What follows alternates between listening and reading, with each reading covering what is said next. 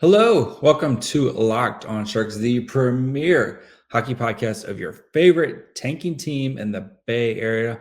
On today's episode, we have another draft profile. Hadi joins from Dobber Prospects to discuss one Ethan Gauthier, why he says he's the only player in the queue really worth talking about. So all that and more on today's episode of Locked on Sharks. You're Locked on Sharks, your daily podcast on the San Jose Sharks. Part of the Locked On Podcast Network, your team every day.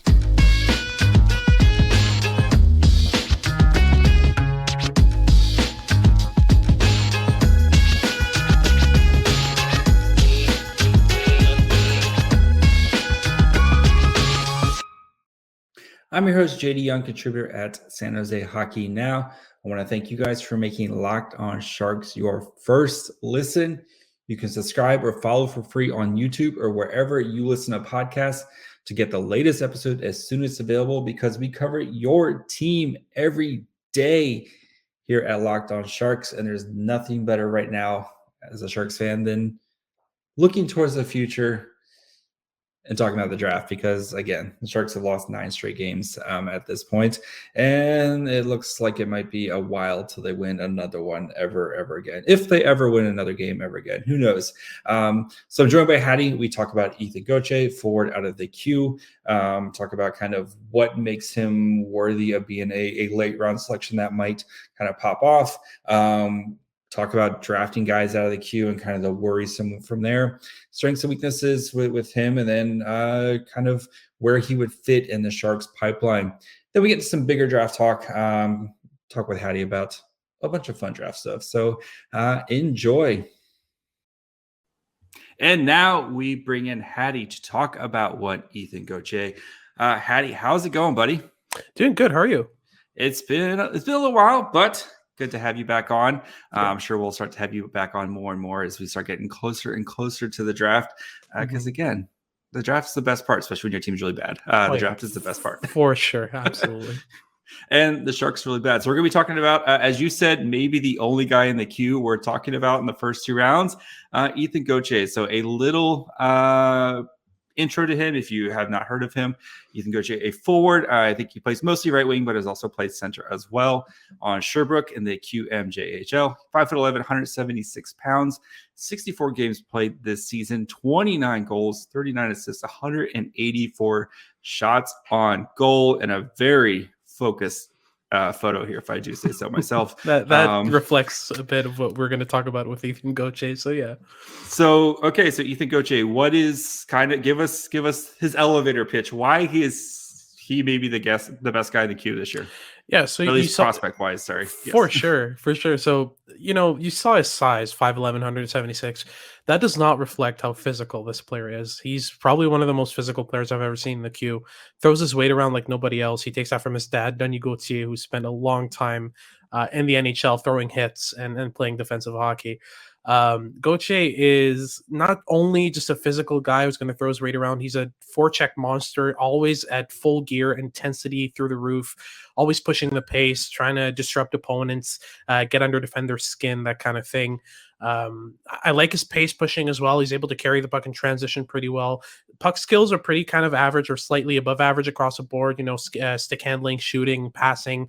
I think his playmaking is the best of the 3, though. You see him try a lot of things, and I like that from young prospects. If you're trying things, you're pretty much figuring out what works and doesn't work. And behind the back passes, area passes, spin passes, whatever you want, playmaking wise, he tries it all, which is always fun. What I really like as well from him is his off-puck positioning. He's constantly trying to find space in the offensive zone, trying to get shots from dangerous areas. That's why his goal tally is that high. His shot isn't really much to write home about, but he's just constantly taking shots from the slot, from dangerous ice. Obviously, access to the slot is going to get tougher and tougher as he climbs the ranks. So that's something he'll have to adapt to. But he just has a knack for it. And I think he's learned a lot from his teammate Joshua Roy, who I'd say that's his main asset, just the way that he's able to constantly sneak behind opponents, find space. So he's well surrounded in Sherbrooke. He's playing on a really good line with Justin Gill and Joshua Roy. But even, I made a video of that on YouTube on my personal channel. Even when Joshua Roy wasn't there, when Joshua Roy went to the World Juniors and Ethan Gauthier was left pretty much to his own devices in Sherbrooke. He was still driving that line, still driving offense, still creating results, and still finding space and getting shots from good areas. So there's a lot to love about him. What I love really about Gauthier is he's such a safe pick. There are so many pro-ready elements to his game that one's bound to hit and make him at least an average or slightly above average NHLer.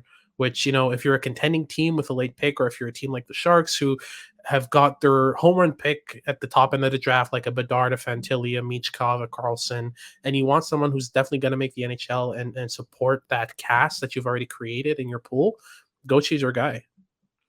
All right, so I watched a little bit of film on him. Again, his highlights, I haven't watched as much. One of the things I really liked about him, you mentioned his slot presence, is how much he works in those like high danger areas, right? He's not, it doesn't seem like a perimeter guy where he's just kind of circling around and trying to find, it seems like he's willing to go to the net and try to score from there. And I think that's got to be one of his most relatable skills, right? Is those type of learning that skill now, it's only just going to get better and better. It's not like he's going to have to try to continue to learn how to go to the net as he gets facer competition, right? Yeah, and that comes really from his smarts. He understands puck really well. Spacing, timing, all those things that are kind of really instinctual most of the time. He's got those down pat, really nailed down. It's not a problem at all in this game.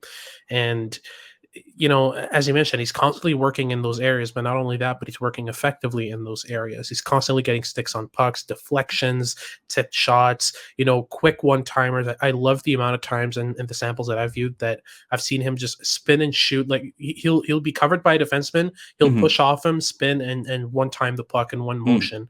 That's really translatable. It's something that's going to work at the NHL level. The skill it takes to understand exactly when to push off and when to find that space, it's an intangible that's really, really useful in a player's game. And yeah, Gauthier's got that in spades.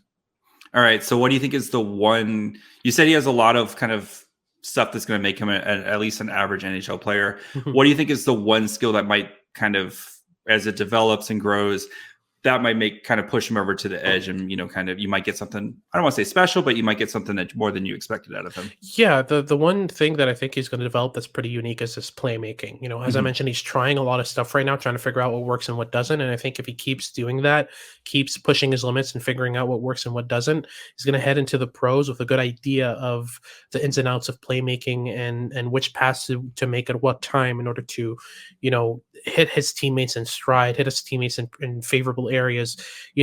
Experimentation is the best way to kind of learn in hockey, and he definitely does that on every shift. It also helps that he has the vision that he has, because when he does try a pass, he's not trying to make passes because he thinks a player is there. He tries to make passes because he knows a player is there. Where he's experimenting is how he makes a pass. So, do I make an area pass? Do I make a spin pass? Do I go to the backhand? That's one thing he's also really good at is working off the backhand. Usually a player who's comfortable on the backhand has a higher chance of making the NHL, because you essentially double the amount of things you're able to do. If you have that option in your pool, right? If you're only working off the forehand, you're pretty limited. But yeah, Gauthier already has that in his arsenal, being able to pass off the backhand. So the playmaking is really the thing that as he continues to experiment with the how and the when, it's going to get even better.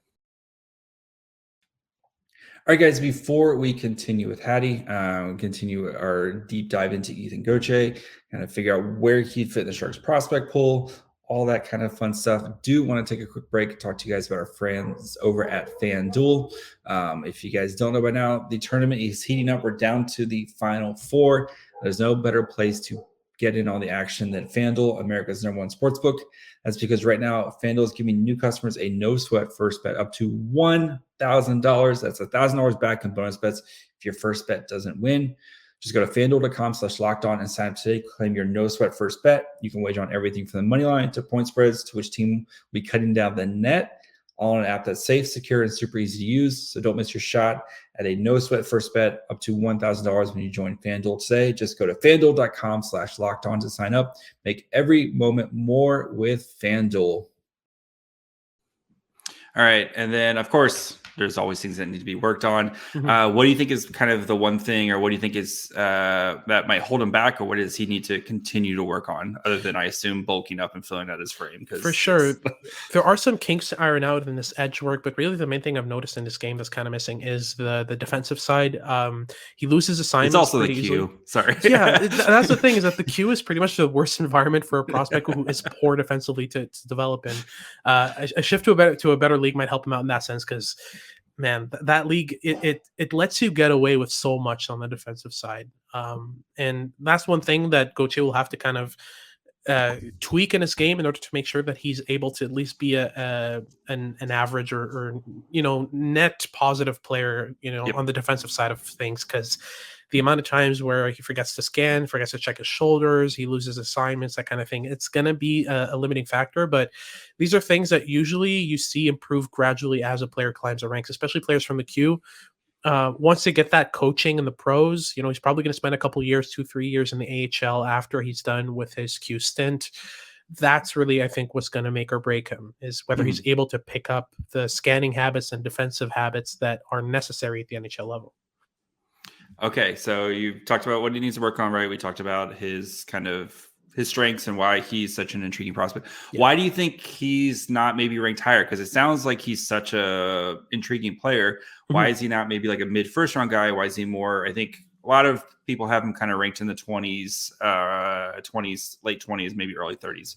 What's kind of holding him back, you think? So I've got him, I'd say he's in my late teens to early 20s range, and it's mainly because of the projectability and how clear his past the NHL is. The reason why he's not ranked higher, I'd say first and foremost, is the skill set being pretty much baseline average across the board. Doesn't have any standout skill right now. He's trying stuff and sometimes it works, but the lack of consistency on that side is limiting him. He doesn't have the most crisp and accurate passes, doesn't have the most crisp or accurate shot. His hands are kind of normal. So I think that's one thing that's limiting him, and also the aversion to the Q. I understand that, because it's I feel like sometimes it is overblown how bad it is, but having watched all three leagues, I can definitely say that there's something in the queue that's missing from the other two.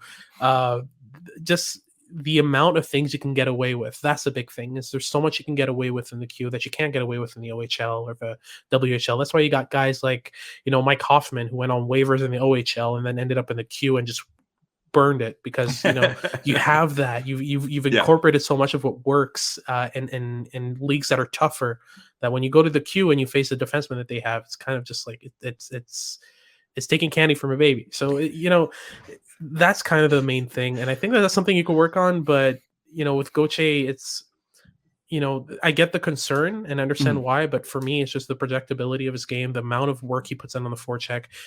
Players with that level of intensity, decent skating, and the knowledge that he has, the intelligence that he has on the ice, it's very rare that you can find those outside the first round. So try to sum it up, right? He doesn't have that special thing, right? That thing where you can point to be like, oh yeah, that's NHL caliber. And the burden of, you play in the queue. What happens when you start playing real competition or better competition? That's kind of what's holding him back right now. Yeah, no, absolutely. That's not having that it factor is really specifically regarding his tools in terms of his puck skills, because I can name you one thing that he does better than most draft eligibles in this year, and this is forechecking. Just the way that he works board battles, the way that he positions his body, the way that he leverages his strength, and the amount of physicality that he has. He's constantly doing something offensively. He's always, he's not at a standstill. He's never kind of sitting back and analyzing or evaluating. He knows what to do, and he's constantly doing something. If he's done with a hit, he's already back checking. If he's back checking, he's already got a stick in the lane. He's constantly in what do I do next mode, and that's one thing that teams look for in pro players, and he's already got that at such a young age. I think it's only going to get better as he gets older. But again, just keeping up with switching assignments, rotating cycles, that kind of thing, scanning his shoulders, making sure he knows where he's at compared to the box. It's important, and that's something that he can pick up later on. But overall, his forechecking is just insanely good. That sounds like a my career pick if I ever pick one. I mean, that's what my career wants. He wants guys who are, like you said, constantly doing something. If you're not scoring, how else can you help the team type of situation, type of thing. So, okay. where would he kind of fit in with the Sharks prospect pool, right? It sounds kind of a lot like an Ozzy Weisbot type of prospect who tenacious forechecker. I think Ozzy might have a little bit more top end skills, like when it comes to the hands and speed and stuff, but it kind of maybe someone right around Ozzy's level. Yeah, so I'd say compared to Ozzy Weisblatt, he's got less skill for sure, but I think he's a better forechecker overall. The intensity, the pace of play, especially the intelligence are at a level where he's either comparable or higher than Weisblatt in all those elements. So, he's around that range for me. I'd compare him to, in terms of the quality in the pool, I'd compare him to a guy like Danny Gushchin right now. Not necessarily in the top tier of the Eklunds and Bartolos and all that, but just below that, the tier below be Fantillis and Bedards. hopefully for sure. Well, please. I mean, listen, I'm a Habs fan. I will constantly be preying on your demise, but you guys broke your first overall pick. Until you can prove that you can keep him, keep a first. You don't get another toy. We don't get one. Got it. Makes sense. Yes. But yeah, no, absolutely. Philip Bichette, the likes of Matthias Havelid, like that range of like late first round quality player, but not in that top end tier of the Eklunds and Bordelos, like just below that. All right, and then everything goes right for any kind of for Gauthier, and you kind of goes on his normal path of development. Where does he kind of top out as? What type of player? I'd say he's a middle six winger. I like his play at center. I like his transition play, but honestly, with the direction that the NHL has taken recently, it's a lot less positional than it used to be. Sometimes your centers are doing the job of your wingers. Sometimes your wingers are doing the job of your centers. So it's really kind of splitting hairs. I think he'd be good at either one. I just think that he hasn't taken nearly enough faceoffs to make it a consistent staple of his game, especially, with Sherbrooke right now, who have their bona fide center in Justin Gill. They have Ethan Gauthier taking faceoffs on the right from time to time on the power play, that kind of thing, but not nearly enough for him to become comfortable with that. So I'd say, the type of guy who's going to plug into your second, third line, score you a couple goals, get you a couple assists, just complement players really well. I think it's a good fit for the Sharks for that specific reason, is that Sharks have a lot of skill guys in their pool. If Eklund and Bordelot are your 1-2 punch down the line at center, I think he would complement a guy like Bordelot really well. Bordelot's got some intensity, but he's mainly a skill guy. He'll make plays in tight, show up in dangerous areas, and Gauthier just has a knack for making space for his teammates and working off of them really well. Bordelot's really good at finding players in the slot, and Gauthier is constantly open in the slot. So the fit is there. But yeah, second, third line guy is going to get you some points, play on your power play or second wave, that kind of thing. And if by some miracle he manages to work out his defensive side of things and turn into an above average defensive player, the forechecking combination with his physicality, and if you add defensive, layers down the line, I'd see him as a penalty kill guy, later on, but there's a lot of ifs there, but that would be a fit that I would see for Gauthier down the line. All right, guys, before we continue up with Hadi, we talk some of the kind of bigger draft stuff, talk about where Gauthier will go in the draft. Do want to take a quick break, let you guys know about the Locked On Game to Game. So thank you guys for making Locked On Sharks your first listen. With your second listen, go check out the Locked On Game to Game NHL podcast. Every moment, every top performance, every result, Locked On Game to Game covers every game from across the NHL with local analysis that only Locked On can deliver. Follow Game to Game on Locked On NHL, available on the Odyssey app, YouTube, and wherever you get podcasts. All right. Before we get you out of here, let's kind of talk about some bigger draft stuff. Haven't had you on to talk about that in a while. Last time we had you on, we talked about Fantilli and how much you love Fantilli. And if the Sharks don't get Bedard, Fantilli is going to be a great, great fit. None of these top 10 guys, because the Sharks, I've covered a lot of the top 10 guys. Which of kind of these mid to late first round guys, which one of these are you kind of the most worried about as guys that are maybe getting hyped up a little bit too much? I know it's hard to hype up a late first round pick, but which guy are you kind of drawing some red flags for you? There's a couple guys I can talk about. Daniil Boot, for me, I've seen way too high on way too many rankings. He's 6'5", 205 pounds. I've seen him lose board battles against 5'7" defenders. It's It's really egregious. Like if you compare him to Ethan Gauthier, Gauthier is a better physical player all across the board by far. That's really quick, Pot. Like, Mhm. how many times I'm so sick of the like, oh, he's people like if you're under 5, if you're under 6 foot, how often like you hear fans like, oh, he's too small to play in the NHL or something like that. Like we hear about Eklund. Eklund's got hurt his shoulder the other night.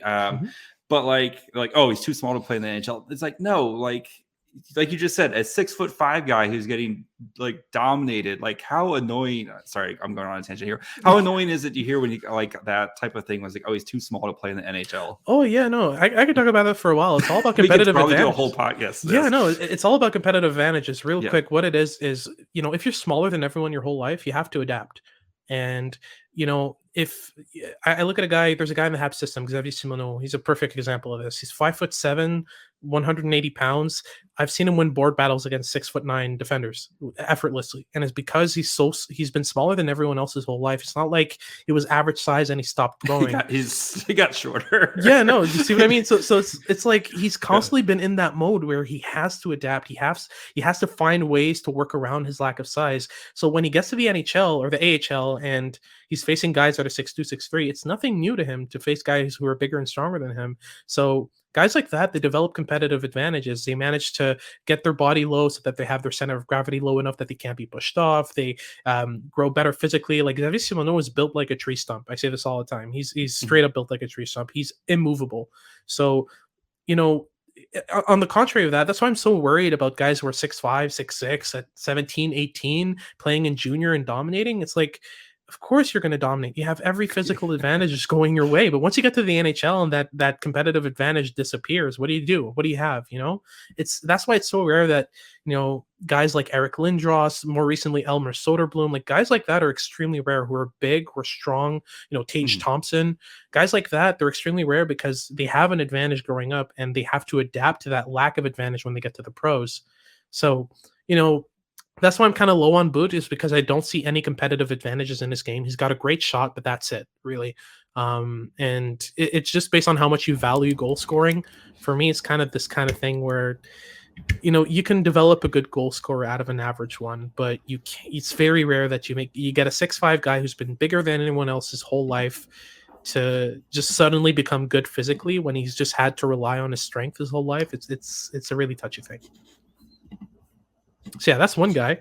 I can talk about Dalibor Dvorsky. I can talk about Edward Shala. And, okay, do you want to talk about Dvorsky? Because I actually just did a profile on Dvorsky. So I heard Philip B said with a better shot is what the comp I heard. So okay.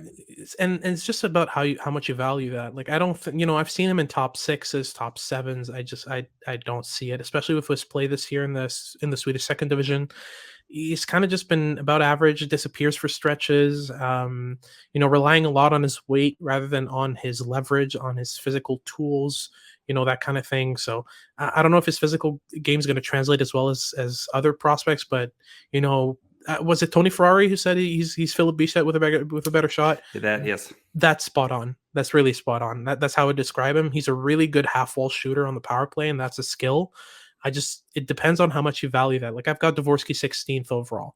And I've seen him top, like floating around the top 10. That seems really high, right? Especially in what's a insane draft class, right? Absolutely. Another guy I'd mentioned in the kind of range of guys who worry me, had his name earlier. Braden Yeager is the one guy I'd pull up. He's been dropping more and more. It's really weird because usually when a goal scorer like he adds the playmaking elements that he has this year, I'm like, oh wow, this is amazing. But the more I watch him, the less I see those flashes of processing that I like in players like that, especially centers. His pace of play, it's one thing. If you compare him to Zach Benson, who's in my top 5, Zach Benson, very good. Yes, they're both poor skaters, right? But Zach Benson processes the game at a higher pace and with more intelligence than almost anyone else in this draft. I'd put him up there with Connor Bedard and maybe Matvei Michkov in terms of processing. You compare that to Braden Yeager. Braden Yeager processes a game at the pace that he skates, and he skates too slow. You know what I mean? So if he gets fast, what happens? That's you know what I mean? So my concern with players is always, are they going to get too fast for their own brain? Or is the game going to go too fast for them? You know what I mean? And I feel like both of those are a possibility with Jaeger, and that's why he's outside of my top 15. I've seen him outside of top 20s. I've seen him outside of first rounds. This is a guy who was pretty much a lock at 5th overall a couple months ago, you know? But the more I watched him, the more I saw those concerns. And yeah, it's one guy I'd worry about, but I've got him 18th overall. So I still value the skill set that he has. It's just there's specific concerns. You're gonna have very clear development objectives with Jaeger. So that's I guess a positive for a team that kind of sometimes doesn't know where it's going with prospects. With Jaeger, you have a very clear development sort of path. You improve his skating, and then you improve his processing, or you improve his processing and then his skating, which I think is better. If you work on the processing first, it's okay if he's skating too slow for his own brain. If he's skating too fast for his own brain, that's another concern. That's where more mistakes compound type of thing. Exactly. You get guys like Michael Grabner who miss 7 or 8 breakaways a game. Gregor. No, Gregor just can't shoot. Okay, let's get you out of here.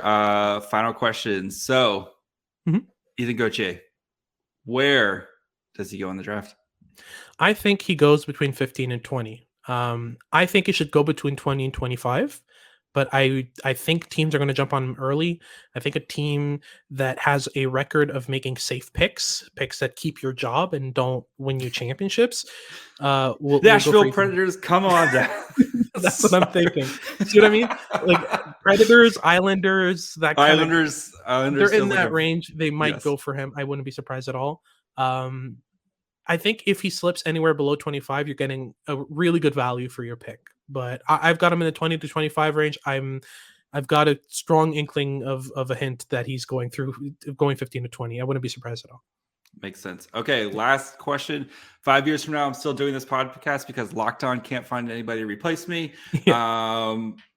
Which kind of end of the first round, beginning of the second round guy are we talking about going, how did this guy slip this far? Oh, goodness. I'm going to go with the Lane Hudson story. Why is this guy getting... Yes. So. Jaden Perron. Okay. I'll put it that simply. He's... I get kind of raised eyebrows every time I say this. He's 7th overall in my rankings. I've seen him outside of first rounds. So main reason you look at 5'8", 157 pounds, you're kind of like, he's insane. But in the best way. He makes plays constantly that are just you look at the plays that he makes on the ice and you go, first, that's not a play that I would see a 5'8" player make. Second, that's a play that I would see an NHLer make effortlessly. And he just, the intelligence, the forechecking, the effort level, for me, the trifecta of players that I look at and love is intelligence, speed, and intensity. If you got those 3 things, you're more than set. And Jaden Perron, I think, is elite in all 3 of those areas. So yeah. All right. Hadi, where can the people find you? The one-stop shop is Twitter. It's HadiK_scouting. You find everything I post there. I write articles for a couple websites. I'm a scout for the Dobber prospects on the QMJHL side. And I post all of the podcast episodes for Locked On NHL Prospects on my Twitter account. You can also follow the podcast on Twitter, the podcast itself. It's LO_NHL Prospects. So, but if you want everything that I do at the same place, it's all on Twitter. All right. Thanks, buddy. No problem at all. Have a good one. You too. All right, guys. I hope you enjoyed my conversation with Hadi. Gauthier, very intriguing prospect. Color me curious on him.